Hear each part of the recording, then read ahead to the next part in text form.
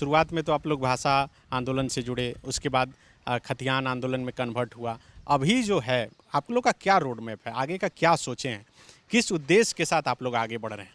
बोल रहे हैं कि तीसरा मोर्चा के लिए कर रहे हैं, लेकिन अक्सर ऐसा दिख रहा है कि आप लोग बी टीम बनने की प्रयास कर रहे हैं। चुनावी तौर पर जब आने का ऐलान किए हैं तो जब वो वक्त आएगा उस वक्त हम लोग अपना रुख अख्तियार करेंगे और हम लोग अपना फाइनल रिजल्ट्स वहाँ देंगे। अब ये जुबान ही सही, लेकिन एक स्वर अब उठने लगा है, खास करके शुरुआती दिनों से जयराम महतो के जो लोग साथ थे वो बोल रहे हैं कि अपने तो कुर्सी पर बैठ गए, अध्यक्ष बन गए, उसके बाद किसी को कुछ बना ही नहीं रहे। लेकिन इस मिथक को हम लोगों ने तब तोड़ कर दिखा दिया जब चतरा की सभा में 50,000 की भीड़ आई, जब हजारीबाग की सभा में 50,000 की भीड़ आई। अक्सर देखा गया या तो आप लोगों का झुकाव सरकार के प्रति हो जाता है या किसी खास पार्टी के। अभी देखिए कि डुमरी में करण महतो झुमरा किंग के नाम से वो खुद को फेमस किए हैं, तो वो तो खुले मंच से आकर सपोर्ट कर दिए, आप लोग के साथ ही थे। तो ऐसा लगता है कि बैकडोर से आप लोग कहीं ना कहीं सरकार को ही सपोर्ट कर रहे हैं और फिर मंच पर जब पहुंचते हैं तो फिर लगता है कि सरकार के विरोध में ही बोल रहे हैं। उड़ना चाहो, अगर नहीं उड़ सकते हो तो दौड़ो, और दौड़ नहीं सकते हो तो चलो, और चल नहीं सकते हो तो रेंगना सीखो। तो कम से कम हम लोग एक संघर्ष के रास्ते पर हैं। कई पॉलिटिकल पार्टी के साथ भी रणनीतिकार के तौर पे काम कर चुके हैं। प्रशांत किशोर सबसे बड़े रणनीतिकार देश में माने जाते हैं, उनके साथ भी कई साल काम कर चुके हैं। आपको क्या लगता है कि क्या फ्यूचर है जयराम महतो और उनकी समिति? क्या सोचकर आप जुड़े? जिस एक जाति विशेष का जो ठप्पा लगा है, लगता है कि उस दायरे को तोड़कर आप लोग बाहर निकल पाइएगा और लोग आपसे जुड़ेंगे? जब झारखंडी जनमानस हमारे विचारों से, हमारे आइडियोलॉजी से और हमारे आइडियोलॉजिकल थिंकिंग से अगर कनेक्ट कर रहे हैं लोग, तो इसका मतलब कि हम लोग कहीं ना कहीं एक सही रास्ते पर हैं। कहा कि आप लोगों को लगता है कि जनमानस को जगा पाएं, अब लगता है कि ग्राउंड पर उतर के भी कुछ काम करना होगा, या फिर स्कॉर्पियो पे चढ़कर भाषण देने से लगता है कि जनमानस जगे? कि विदाउट इंक्लूसिव थिंकिंग पॉलिटिक्स में आप सक्सेस नहीं कर सकते हैं। आपको सबको लेकर के चलना होगा, सबके साथ समन्वय बनाना होगा। एक बदलाव संकल्प सभा के माध्यम से एक संदेश देने की कोशिश होगी कि ये जो लगातार एक टैग लगाया जा रहा था कि सिर्फ धनबाद के इलाके में या बोकारो के इलाके में ही हम लोगों का प्रभाव है, वो हम लोग ये दिखाने की कोशिश कर रहे हैं कि नहीं, राजधानी रांची में भी इस आंदोलन का प्रभाव है। तो युवा एक खोज रहे हैं कि कोई एक आइकन उनके सामने आए। जयराम महतो में उन्हें कुछ दिखा, लेकिन मुझे लगता है कि फिर अब वो डाइवर्ट हो रहे हैं। लग रहा है कि नहीं, अब इनसे नहीं हो पाएगा। कई सोशल मीडिया पर मैं पोस्ट पढ़ रहा था, लिख रहे हैं कि जयराम महतो और उनकी टीम खुद से अपने पैर पर कुल्हाड़। झारखंड के नौजवानों, आप सबको भी संदेश है कि इस आंदोलन से जुड़िए। ये आंदोलन झारखंड में एक तरीके से नीतिगत स्तर पर एक नया सवेरा लाने वाला है, और लोग लगातार ये कह रहे हैं कि जो बात मंचों से कही जा रही है वास्तव में झारखंडी हक अधिकारों की बात कही जा रही है। डुमरी उपचुनाव में जयराम महतो ने भले ही अपना कोई कैंडिडेट न दिया हो, लेकिन पूरी चर्चा जो है वो जयराम महतो के इर्द गिर्द ही घूमती रही, और इससे इतर जयराम महतो अलग अलग झारखंड के इलाकों में जाकर सभा करते रहे। राजधानी रांची में भी 17 सितंबर को उनकी एक सभा है। सभा को लेकर उनकी समिति और पार्टी से जितने जुड़े हुए लोग हैं वो अपनी तैयारी कर रहे हैं। इस वक्त इसी मसले पर, इन तमाम मसलों पर बात करने के लिए हमारे साथ संजय मेहता हैं। संजय मेहता की अपनी एक अलग पहचान है। बरही से ये विधानसभा का चुनाव भी लड़ चुके हैं, और इन दिनों जयराम महतो की जो समिति है, झारखंडी भाषा खतियान संघर्ष समिति, उससे जुड़कर लगातार इन सभा को संबोधित कर रहे हैं, और लोग सुन भी रहे हैं और जानना चाह रहे हैं कि आखिर समिति आगे क्या करना चाहेगी। यहाँ तो 17 तारीख को कार्यक्रम है, क्या तैयारी है रांची के लिए खास? रांची ज़िले के जितने भी साथी हैं लगातार इस कार्यक्रम को लेकर एक तैयारी कर रहे हैं, और हम लोगों ने ये एक कोशिश की है कि झारखंड की राजधानी रांची में एक बड़ा कार्यक्रम किया जाए। और चूंकि जब आपने देखा होगा कि अधिवेशन के बाद से राजधानी रांची के क्षेत्र में कोई बहुत बड़ी सभा हम लोगों की नहीं हो पाई थी, इसलिए एक बदलाव संकल्प सभा के माध्यम से एक संदेश देने की कोशिश होगी कि ये जो लगातार एक टैग लगाया जा रहा था कि सिर्फ धनबाद के इलाके में या बोकारो के इलाके में ही हम लोगों का प्रभाव है, वो हम लोग ये दिखाने की कोशिश कर रहे हैं कि नहीं, राजधानी रांची में भी इस आंदोलन का प्रभाव है।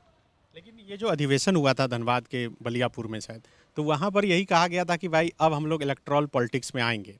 तो ये घोषणा के कई महीने बीत गए, लेकिन अब तक तो ऐसा कुछ दिख नहीं रहा है, क्योंकि ये समिति है और समिति के जरिए आप चुनाव लड़ नहीं सकते। इसमें जो भी रजिस्ट्रेशन की प्रक्रिया है, पंजीकरण की प्रक्रिया है, और आप जानते हैं कि जो इलेक्शन कमीशन का जो रूल रेगुलेशन होता है, उसकी सारी प्रक्रिया भी, मतलब आप कह सकते हैं कि हम लोग एक तरीके से आगे बढ़ रहे हैं उसमें। लेकिन कुछ ऐसा हम लोगों का एक टीम था उसमें, जिसमें हम लोगों ने ये पहले फाइनलाइज किया था कि किन लोगों को हम लोगों को रखेंगे, किन लोगों को हम लोगों को थोड़ा फ़िल्टर करना है, कौन हमारे ट्रस्टवर्दी लोग हैं, कौन लोगों पर विश्वास किया जा सकता है। तो इसको लेकर के लगातार एक फ़िल्ट्रेशन का काम चल रहा है, और लगातार केंद्रीय समिति इस पर बैठ रही है और विचार विमर्श कर रही है, और उसके बाद आपको अगले कुछ माह में ये रिजल्ट दिखेगा कि कहीं ना कहीं हम लोग एक आधिकारिक तौर पर एक दल के तौर पर मतलब आएंगे। एक दबे जुबान ही सही, लेकिन एक स्वर अब उठने लगा है। खास करके शुरुआती दिनों से जयराम महतो के जो लोग साथ थे, वो बोल रहे हैं कि अपने तो कुर्सी पर बैठ गए, अध्यक्ष बन गए, उसके बाद किसी को कुछ बना ही नहीं रहे। क्या सचमुच में इतना किसी पर भी विश्वास नहीं है कि हम किसी को बना देंगे तो कोई विरोध में हो जाएगा? इस डर से समिति और जो है पार्टी नहीं बन पा रही है और इसका एक्सपेंड नहीं हो पा रहा है। नहीं, पहली बात तो कि इसमें जितने भी नौजवान हैं, आप देखिए कि 18 से 35 साल के नौजवान ज़्यादा हैं। और वैसे लोग हैं जो पढ़ाई कर रहे थे, जो नौकरी की तैयारी कर रहे थे, जो यूपीएससी की तैयारी कर रहे थे, जो जेपीएससी की तैयारी कर रहे थे, जो जेएसएससी सीजीएल की तैयारी कर रहे थे, जो शिक्षक नियुक्ति प्रक्रिया का इंतजार कर रहे थे। ऐसे लोग इस आंदोलन में शामिल हुए। अब अचानक से एक संगठन तैयार हुआ है, अब हम लोग इलेक्टोरल पॉलिटिक्स की बात करने लगे, तो ये बेहद ज़रूरी हो जाता है कि कुछ ऐसे साथियों को पहले चयनित किया जा सके जो बहुत समर्पित भाव से आने वाले वक्त में भी काम करेंगे। तो इसलिए एक समस्या ये आई हम लोगों के पास कि किन लोगों को रखा जाए। वैसे लोग जो यहाँ पर सिर्फ एक पार्ट टाइम समय दे रहे थे, क्या उनको अगर फुल टाइम हम लोग कोई काम देते हैं तो वो कर पाएंगे? फिर उनकी अपनी कुछ रिस्पॉन्सिबिलिटी है। तो इस कारण से एक फिल्ट्रेशन की प्रक्रिया चल रही है। जहाँ तक अध्यक्ष उनके बनने की बात है, धीरे धीरे हम लोग विकेंद्रीकरण पर, डिसेंट्रलाइजेशन पर काम कर रहे हैं और आने वाले वक्त में मुझे लगता है कि बहुत जल्द आप लोगों को पॉजिटिव समाचार मिलेगा। आप लोग लगातार सभा कर रहे हैं, सभा में भीड़ भी जुट रही है, लेकिन लोग बोल रहे हैं कि एक ही आदमी हर एक सभा में जाता है। 5-10 को बहुत लोग जो है वो वीडियो, चूँकि जयराम महतो का यूट्यूब पर बहुत देखा जाता है, आपको सुना जाता है, तो उसको लगा के कुछ लोग अपना सब्सक्राइबर व्यूअर बढ़ा रहे हैं। लेकिन कुछ पता नहीं चल पा रहा है कि आखिर किस मिशन के तहत काम कर रहे हैं। शुरुआत में तो आप लोग भाषा आंदोलन से जुड़े, उसके बाद खतियान आंदोलन में कन्वर्ट हुआ। अभी जो है आप लोग का क्या रोड मैप है, आगे का क्या सोचे हैं, किस उद्देश्य के साथ आप लोग आगे बढ़ रहे हैं? बोल रहे हैं कि तीसरा मोर्चा के लिए कर रहे हैं, लेकिन अक्सर ऐसा दिख रहा है कि आप लोग बी टीम बनने की प्रयास कर रहे हैं। नहीं, देखिए, पहली बात तो ये समझना पड़ेगा कि आपने कहा कि भाषा आंदोलन। देखिए, इस राज्य के अंदर अपनी एक भाषाई मौलिकता है, अपनी एक भाषाई विशिष्टता है, जो 9 क्षेत्रीय और जनजातीय भाषा की हम लोग बात करते हैं। दूसरी बात है कि आपने कहा कि आंदोलन जो है खतियान पर शिफ्ट हुआ, तो खतियान कहीं न कहीं झारखंड के भीतर आप देखिएगा कि स्थानीयता का आधार बनाने की बात लगातार कही जाती रही है। अब तीसरा पहलू है कि ये आंदोलन आगे कहाँ जाएगा, आप लोग क्या करेंगे? तीसरे पहलू पर जब हम लोग आते हैं तो हम लोगों ने साफ तौर पर ये कहा है कि जो दावे किए गए थे वर्तमान सरकार के द्वारा, और झारखंड के भीतर अगर पिछले 23 बरस के ही कार्यकाल पर गौर करते हैं, तो अगर पॉलिसी की लेवल पे आप देखेंगे तो एक बहुत बड़ी खामियां हैं। मतलब सीधे तौर पे आप कह सकते हैं कि एक पॉलिसी के पैरालिसिस से जब ये स्टेट गुजरा है, तो कहीं ना कहीं नीतिगत खामियां रही हैं, और जिसके कारण से चाहे नौकरी की बात हो, चाहे नियोजन की बात हो, चाहे यहाँ पर जेपीएससी की बात हो, चाहे आप देखिए कि झारखंड में अभी सीजीएल की परीक्षा आई, कुछ दिनों पहले 26,000 शिक्षकों की नियुक्ति प्रक्रिया रद्द हो गई। तो कहीं ना कहीं एक नीतिगत खामियां हैं, इस कारण से नौजवानों का भविष्य अधर में लटक रहा है। तो हम लोगों ने साफ तौर पर यह कहा है कि आने वाले वक्त में जब भी हम लोग आएंगे, तो चाहे जो हम लोग विस्थापन की बात कर रहे हैं, पुनर्वास की बात कर रहे हैं, नौकरी में झारखंडियों की प्राथमिकता की बात कर रहे हैं, स्थानीय नीति की बात कर रहे हैं, नियोजन नीति की बात कर रहे हैं, ये मसले हमारे प्राथमिकता सूची में हैं और इसी को केंद्र में रखते हुए हम लोग आने वाले वक्त में आगे बढ़ेंगे। लेकिन आपको लगता है कि ये सब कुछ में आगे बढ़कर आप लोग कर पाएंगे? क्योंकि एक तो अभी तो टीम ही नहीं बन पाई है, एक टीम में सिर्फ जयराम है, उसके बाद सभी लोग भीड़ है, उस भीड़ में से आप लोग अभी तक चुन नहीं पाए हैं, ना इलाका चुन पाए हैं किस इलाके में ज़्यादा पकड़ है आप लोगों की, ना वैसे लोग, वैसे चेहरे को चुन पाए हैं कि जिनको मैदान में उतारा जा सके। देखिए, मैं आपको ये बताना चाहता हूँ, आपने कहा कि आपको लगता है कि आप लोग इसको कर पाएंगे कि नहीं। मुझे एक ज़हन में याद आ रहा है कि एक बहुत बड़े अमेरिकी नागरिक अधिकार कार्यकर्ता हुए मार्टिन लूथर, उन्होंने कहा था कि पहले उड़ो, उड़ना चाहो, अगर नहीं उड़ सकते हो तो दौड़ो, और दौड़ नहीं सकते हो तो चलो, और चल नहीं सकते हो तो रेंगना सीखो। तो कम से कम हम लोग एक संघर्ष के रास्ते पर हैं, और इस संघर्ष के रास्ते पर हम लोगों को ये आत्मबल और ये विश्वास है कि हम लोग आने वाले वक्त में एक सकारात्मक परिणाम देंगे। और निश्चित तौर पर ये एक बहुत बड़ी चुनौती है कि जहाँ 3.25 करोड़ की आबादी है, 5 प्रमंडल हैं, 24 ज़िले हैं, इतना 264 प्रखंड हैं, तो इतने बड़े इलाके में हम लोग अपना प्रभाव कैसे रख पाएंगे। लेकिन ये भी एक आश्चर्यजनक पहलू है आज की तारीख में हम लोगों के संगठन के साथ कि लगभग 100 से 150 प्रखंड के अंदर संगठन का विस्तार स्वतः हुआ है। स्वतः लोगों ने नाम और मोबाइल नंबर हम लोगों के पास भेजा है प्रखंड समिति का विस्तार करके हम लोगों के व्हाट्सएप पर, फ़ोन पर और हम लोगों की ईमेल आईडी पर कि देखिए ये हम लोगों ने संगठन का विस्तार कर लिया है। मुझे लगता है कि भारतीय राजनीति के अंदर, भारतीय लोकतंत्र के अंदर, झारखंड की राजनीति के अंदर ये बिल्कुल एक आश्चर्यजनक एक घटना है कि जहाँ पर लोग खुद से संगठन का विस्तार कर रहे हैं, खुद का पैसा लगा रहे हैं, 10-20 रुपये लगा रहे हैं, खुद का तेल पानी खर्च कर रहे हैं और एक संगठन को आगे बढ़ा रहे हैं। तो ऐसे में जो इतना एक सकारात्मक परिणाम निकल करके सामने आया है, इसी की बुनियाद पर हम लोग आगे कह रहे हैं कि हम लोग आगे कुछ बेहतर करेंगे। और आने वाले वक्त में जब 24 को जो हम लोग नज़र में रखे हुए हैं, हम लोगों ने हमेशा से ये भी कहा है कि सिर्फ झारखंड के विधानसभा स्तर के चुनाव पर नहीं, राष्ट्रीय स्तर पर जब लोकसभा का चुनाव होगा उसमें भी झारखंडी भावना, झारखंडी हित, झारखंडी मानसिकता का असर यहाँ के चुनाव में और वो एक एजेंडा बन पाए, इसको लेकर के भी हम लोग एक तरीके से काम कर रहे हैं। लेकिन जब जब चुनाव हुआ, चाहे वो रामगढ़ का भी उपचुनाव हुआ, फिर अभी डुमरी में जो उपचुनाव हुआ, अक्सर देखा गया या तो आप लोगों का झुकाव सरकार के प्रति हो जाता है या किसी खास पार्टी के। अभी देखिए कि डुमरी में करण महतो झुमरा किंग के नाम से वो खुद को फेमस किए हैं, तो वो तो खुले मंच से आकर सपोर्ट कर दिए, आप लोग के साथ ही थे। तो ऐसा लगता है कि बैकडोर से आप लोग कहीं ना कहीं सरकार को ही सपोर्ट कर रहे हैं और फिर मंच पर जब पहुंचते हैं तो फिर लगता है कि सरकार के विरोध में ही बोल रहे हैं। नहीं, वो हम लोगों के साथ नहीं रहे। देखिए, कौन क्या अपना व्यक्तिगत निर्णय लेता है वो अलग पहलू है, लेकिन अगर हम लोगों के संगठन का सामूहिक निर्णय आप देखेंगे तो आपने गौर किया होगा कि हम लोगों ने लगातार ये कहा कि हम लोग एक बड़े लक्ष्य की तरफ आगे बढ़ रहे हैं। इसको इस एग्जाम्पल से समझिए कि अगर दिल्ली के मुखर्जी नगर में कोई यूपीएससी की तैयारी कर रहा होता है तो वो कहता है कि छोड़ो, बैंक पीओ का फॉर्म नहीं भरते हैं। जब बाई इलेक्शन हो रहा है स्टेट के अंदर, हम लोगों को ये महसूस हुआ कि अगर हम लोग अपनी एनर्जी को इस तरफ शिफ्ट करेंगे तो जो हम लोगों का बड़ा लक्ष्य है वो प्रभावित होगा। क्योंकि हम लोग लगातार आंदोलन कर रहे हैं, बदलाव संकल्प सभा कर रहे हैं, और जिस तारीख को चुनाव प्रचार कहीं पर चल रहा होता है, कहीं पर कुछ चुनावी सभाएं हो रही थी, उस वक्त हम लोगों का कुछ कहीं पर बदलाव संकल्प सभा हो रहा होता है। आज की तारीख में आप समझिए कि अभी से लेकर नवंबर के महीने तक सभाओं की तारीख जो है लगातार एक एक तारीख जो है बुक है। तो इस कारण से हम लोगों के पास इतना वक्त भी नहीं था। अब जिन लोगों ने 1 महीने पहले वक्त ले लिया किसी इलाके में कि हम लोग सभा करना चाहते हैं, और अगर वहाँ टीम नहीं पहुँचेगी तो इस कारण से एक बड़ी निराशा वहाँ भी जन्म लेगी। तो इसलिए हम लोग चुनावी तौर पर जब आने का ऐलान किए हैं, तो जब वो वक्त आएगा उस वक्त हम लोग अपना रुख अख्तियार करेंगे और हम लोग अपना फाइनल रिजल्ट्स वहाँ देंगे। लेकिन फ़िलहाल हम लोगों का पूरा फोकस झारखंडी जनमानस को जगाने का है, झारखंड की जनता में एक जनजागृति पैदा करना है, और इसी को लेकर हम लोग आगे बढ़ रहे हैं। तो इतनी जो जनसभा की आप लोगों को लगता है कि जनमानस को जगा पाएँ? अब लगता है कि ग्राउंड पर उतर के भी कुछ काम करना होगा, या फिर स्कॉर्पियो पे चढ़कर भाषण देने से लगता है कि जनमानस जग जाएगा? देखिए, किसी भी आंदोलन में सबसे बड़ी ताकत ये होती है कि आप अपने वैचारिक प्रभाव को, वैचारिक प्रचार प्रसार को कितने लोगों तक पहुंचा पाते हैं।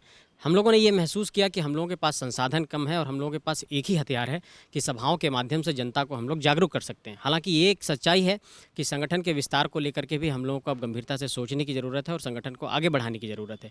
लेकिन फ़िलहाल जो सभाएँ हम लोग लगातार कर रहे हैं उसको हम लोग जारी रखेंगे। सभा से एक फ़ायदा ये पहुंच रहा है कि गांव घर में लोगों में एक जागरूकता फैल रही है, लोग भाषणों को सुनने आ रहे हैं और लोग लगातार ये कह रहे हैं कि जो बात मंचों से कही जा रही है वास्तव में झारखंडी हक अधिकारों की बात कही जा रही है।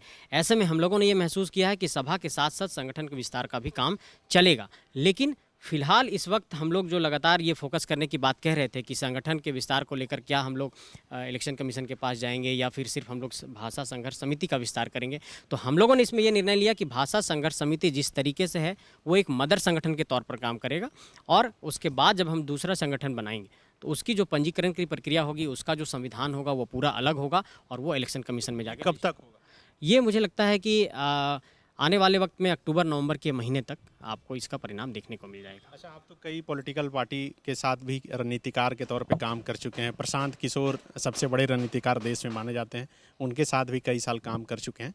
आपको क्या लगता है कि क्या फ्यूचर है जयराम महतो और उनकी समिति? क्या सोचकर आप जुड़े?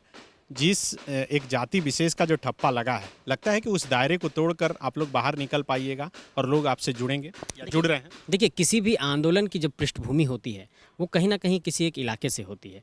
आप दुनिया के किसी भी राजनीतिक आंदोलन के इतिहास को उलट के पढ़िएगा तो आपको पता चलेगा कि उसका कोई केंद्र रहा है। इस आंदोलन का केंद्र बोकारो और धनबाद रहा है, लेकिन इस आंदोलन ने पिछले 1.5 बरस में पूरे झारखंडी जनमानस को एक तरीके से कहिए कि कनेक्ट किया है। लोग कनेक्ट होने लगे। अब हम लोगों को ये महसूस होने लगा है कि जो ये टैग लगाया जा रहा था कि ये कहीं ना कहीं एक जातीय आंदोलन बन करके रह गया है या फिर सिर्फ एक क्षेत्रीय आंदोलन रह गया है उत्तरी छोटा नागपुर के कुछ इलाकों में, धनबाद और बोकारो के इलाकों में। लेकिन इस मिथक को हम लोगों ने तब तोड़ कर दिखा दिया जब चतरा की सभा में 50,000 की भीड़ आई, जब हजारीबाग की सभा में 50,000 की भीड़ आई, जब संथाल में आप देखिएगा कि अभी जामताड़ा में जब सभा हुई तो वहाँ पर भीड़ आई, जब कोल्हान में भीड़ आने लगी। तो इस तरीके से हम लोगों ने गौर किया। अब आने वाले वक्त में पलामू में भी हम लोग सभा की प्लानिंग कर रहे हैं। लगातार लोग कह रहे थे कि पलामू के क्षेत्र में हम लोग नहीं हैं, लेकिन वहाँ भी तैयारियाँ चल रही है। तो इस कारण से जब झारखंडी जनमानस हमारे विचारों से, हमारे आइडियोलॉजी से और हमारे आइडियोलॉजिकल थिंकिंग से अगर कनेक्ट कर रहे हैं लोग, तो इसका मतलब कि हम लोग कहीं ना कहीं एक सही रास्ते पर हैं। अब हम लोग को ये महसूस हो रहा है कि इस वैचारिक प्रसार को बढ़ाते हुए आने वाले वक्त में पूरे झारखंड के 5 प्रमंडलों में जो विभिन्नता है, चाहे संथाल की हो, चाहे उत्तरी छोटा नागपुर की हो, चाहे दक्षिणी की हो, चाहे पलामू की हो और चाहे कोल्हान की हो, ये जो विभिन्नता है स्टेट के अंदर, उसको कैसे कनेक्ट किया जाए और सोशल इंजीनियरिंग का भी ध्यान रखा जाए। जैसे संथाल में हमारे साथ कैसे संथाल के साथी जुड़ेंगे, कैसे हमारे साथ पलामू के साथी जुड़ेंगे। इसका एक जब तक हम लोग सामाजिक समीकरण नहीं तैयार करेंगे तब तक हम लोग अपने उद्देश्यों में सफल नहीं हो पाएंगे। और हम लोग इसके लिए काम कर रहे हैं कि सामाजिक समीकरण को भी साधा जाए। आदिवासी, मूलवासी, दलित, अकलियत सभी समाज को लेकर, पिछड़े समाज को लेकर, सामान्य समाज को लेकर, जनरल समाज को लेकर हम लोग एक बेहतर संगठन सबके समन्वय के साथ बनाने की कोशिश कर रहे हैं। आप लोगों के मुद्दे क्या तय हैं? चूंकि अभी झारखंड में वैकेंसियां निकल रही है, रद्द हो रही है, 1 साल से अधिक का समय बीत गया। 10th 11th जो जेपीएससी का निकलना था वो नहीं निकल पाया, जो कि सरकार कही थी कि हर 1 साल परीक्षा लेंगे। तो युवा एक खोज रहे हैं कि कोई एक आइकन उनके सामने आए। जयराम महतो में उन्हें कुछ दिखा, लेकिन मुझे लगता है कि फिर अब वो डाइवर्ट हो रहे हैं। लग रहा है कि नहीं, अब इनसे नहीं हो पाएगा। कई सोशल मीडिया पर मैं पोस्ट पढ़ रहा था, लिख रहे हैं कि जयराम महतो और उनकी टीम खुद से अपने पैर पर कुल्हाड़ी मार ली। ऐसा क्यों हो जा रहा है? नहीं, मैं ये आपको कहना चाहता हूँ कि देखिए, अगर जब नीतिगत पहलुओं पर बात करेंगे, जब हम लोग ये बात करेंगे कि पॉलिसी के लेवल पर इस झारखंड में क्या हुआ, इसको सिर्फ पॉलिसी के स्तर पर आप थोड़ा सा भावनात्मक स्तर पर सोच कर देखिए कि अगर चाईबासा के जंगलों में रहने वाला कोई एक हो समुदाय का बेटा राजधानी रांची में वर्धमान कंपाउंड में लालपुर के कमरे में आकर के पढ़ता हो और वो जेपीएससी की परीक्षा लिखने की सपना रखता हो, वो चाहता हो कि हम टीचर बनना चाहते हैं, वो चाहता हो कि हम झारखंड में सीजीएल की परीक्षा दें, वो चाहता हो कि झारखंड में जुडिशरी की परीक्षा दें, और वो कमरे में तैयारी कर रहा है अपने घर से दाल चावल लेकर के, और उसके बाद आपके पास कोई कैलेंडर नहीं है अपनी नियुक्ति के लिए, आपके पास तारीखें नहीं है कि कब तारीख को आप परिणाम जारी करेंगे, कब आप परीक्षा लेंगे। और जब आप विज्ञापन जारी करते हैं तो उसमें इतनी नीतिगत खामियां होती हैं कि कोर्ट में लोग उसको चैलेंज करते हैं, फिर वो वहाँ स्टैंड नहीं कर पाता है और कोर्ट कहती है कि नहीं, नियुक्ति प्रक्रिया पर रोक लगाओ। एक दूसरा पहलू आप देखिए, जो अभी कुछ दिनों पहले 26,000 शिक्षकों की नियुक्ति का प्रक्रिया, जो कोर्ट ने कहा कि अभी इसको मत लगाइए, जारी रखिए, इसको रोक लगाइए। कोर्ट ने क्यों कहा? क्योंकि जेटेट सरकार ने नहीं लिया। और मैं ये सरकार की सिर्फ आलोचना नहीं कर रहा हूँ, 2016 में अंतिम जेटेट हुआ था और 2013 में हुआ था, तो 16 के बाद अब तक जेटेट नहीं हुआ। उसके बाद जितने भी लोग बीएड किए, डीएलएड किए, लगभग 4-5 लाख लोगों की संख्या है। तो आप 26,000 वैकेंसी निकाल रहे हैं और 5 लाख लोगों को वंचित कर रहे हैं उस परीक्षा में शामिल नहीं होने से। तो जो इतना बड़ा जो आप पॉलिसी के लेवल पर जो इस स्टेट के अंदर जो खामियां हैं, अगर इसको नहीं दूर किया जाएगा तो ये कहीं ना कहीं यहाँ के नौजवानों के भविष्य को अधर में लटकाने की बात। मुद्दों के साथ कभी आप लोग दिखे सड़क पर? तो नहीं दिखे कहीं? नहीं, बिल्कुल लगातार हम लोग सड़क पर दिखे हैं। आपने देखा होगा कि नियोजन नीति को लेकर जो लगातार एक आंदोलन चला। अभी फ़िलहाल लगातार हम लोग एक आवाज़ ये उठा रहे हैं कि झारखंड में अभी तक 11वीं और 12वीं जेपीएससी का विज्ञापन नहीं निकला है, इसको पहले जारी किया जाए। और आपको याद होगा कि वर्तमान की सरकार ने एक कैलेंडर जारी किया था कि हम इस तारीख को, इस महीने में संभवतः ये एग्ज़ाम ले लेंगे, इसका परिणाम ये जारी हो जाएगा, लेकिन वो कैलेंडर भी फेल हो गया। तो ऐसे में जो उम्र सीमा हमारे नौजवान साथियों का, हमारे यहाँ के झारखंड के नौजवानों का, छात्रों का जो उम्र सीमा क्रॉस कर रहा है, फिर बाद में एक लड़ाई होती है कि हम लोगों को उम्र सीमा में छूट दिया जाए। जैसे मैं आपको एक एग्जांपल देता हूँ, झारखंड जुडिशरी का अभी विज्ञापन निकला है, 2018 में इससे पहले निकला था, फिर अब 2023 में आया है। तो 18 में जब निकला और अभी आप 23 में निकाल रहे हैं, तो अगर 5 सालों का गैप है तो 5 सालों में आपने वैकेंसी नहीं दिया तो आपको उम्र सीमा में छूट देनी चाहिए, लेकिन उसमें ओबीसी को उम्र सीमा में 0% छूट दिया, मतलब 1 साल का भी छूट नहीं दिया गया। तो ऐसे में ये सवाल उठता है कि जो लोग ये तैयार करते हैं विज्ञापन, वो कौन लोग हैं? क्या झारखंड की ब्यूरोक्रेसी में इतनी बेसिक समझ नहीं, इतनी सामान्य समझ नहीं है कि जो लोग इन सारी चीज़ों को तैयार कर रहे हैं सेक्रेटरी लेवल पर, वो इस तरह का विज्ञापन क्यों तैयार कर रहे हैं कि जिसमें इतनी खामियां हैं, जो लगातार कोर्ट में चैलेंज कर रहा है। इसलिए मुझे ये लगता है कि सरकारी महकमे में जो हमारे नौकर साहब बैठे हैं, वो भी कहीं ना कहीं सरकार को एक तरीके से दिग्भ्रमित करने की कोशिश कर रहे हैं। नहीं तो आखिर इतनी जो खामियां हो रही है वो कैसे हो रही है बार बार? आखिर कोर्ट क्यों कहता है कि ये जो है आपका टिक नहीं पाएगा? लेकिन जब चुनाव सरकार में शामिल लोग जीत जाते हैं, मंत्री बनने के बाद, विधायक बनने से पहले, तो फिर तो ये तो लगता है कि ये सब कोई मुद्दा ही नहीं है। आपको लगता है कि चुनाव में ये सब मुद्दा बन पाए? देखिए, भारतीय राजनीति का ये दुर्भाग्य रहा है कि जातीय आधार पर, धर्म के आधार पर, और आप देखिएगा कि पिछले कुछ सालों में इस देश के भीतर एक विडंबना रही, और पिछले कुछ सालों नहीं, कई दशकों तक भी आप गौर करेंगे कि एक रिलीजियस पोलराइजेशन का जो होता है, धार्मिक ध्रुवीकरण का जो खेल होता है, उसमें कई मुद्दे गायब हो जाते हैं। जैसे आपने देखा होगा कि अभी कुछ बहस छिड़ा अपने हमारे देश के नाम को लेकर के। ये एक दुर्भाग्य है भारतीय राजनीति का। जो मूल मुद्दे हैं कि रोटी कैसे मिलेगा, रोजगार कैसे मिलेगा, भूख कैसे मिटेगा, नौजवानों की परीक्षा कैसे समय पर होगी, इन सारे विषयों को ही राजनीति के केंद्र में रखा जाना चाहिए। लेकिन ये हमारा दुर्भाग्य रहा है कि जातीय आधार पर, धर्म के आधार पर राजनीति को हमेशा शिफ्ट करने की कोशिश की जाती रही है, और राजनीति के केंद्र में हमेशा धार्मिक पहलुओं को, जातीय पहलुओं को स्थापित करने की कोशिश की जाती रही है। हमको ऐसा लगता है कि हम लोग इस मिथक को तोड़ेंगे और शायद यही कारण है कि झारखंड में स्थानीय नीति के नाम पर, नियोजन नीति के नाम पर, झारखंड में नौकरी में प्राथमिकता के नाम पर लाखों लाख नौजवान सड़क पर आ रहे हैं और हमारी सभाओं में पहुंच रहे हैं। अगर नीतिगत तौर पर लोग कनेक्ट नहीं करते, अगर पॉलिसी के स्तर पर लोग कनेक्ट नहीं करते, तो इतने लोग झारखंड के अंदर जो हमारी सभाओं में आ रहे हैं वो लोग नहीं पहुँचते।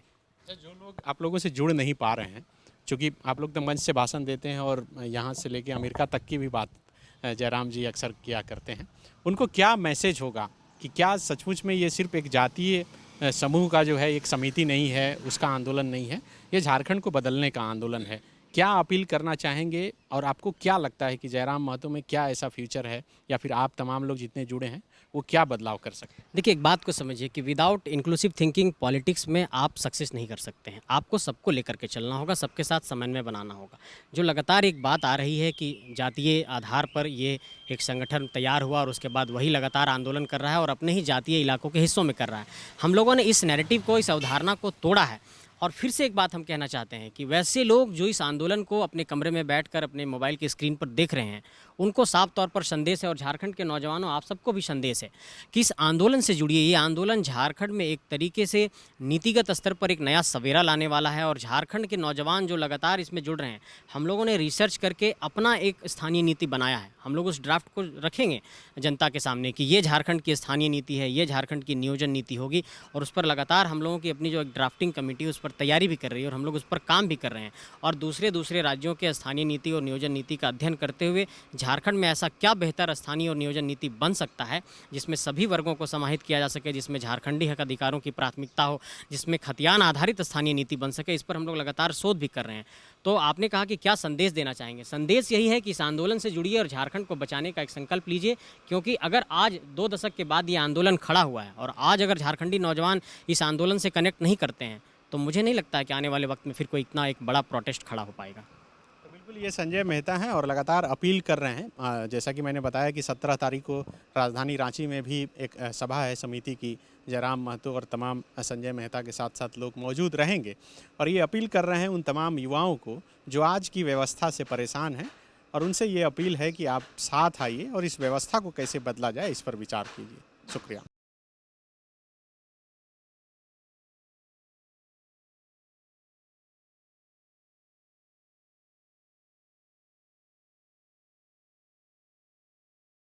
thefollowup.in.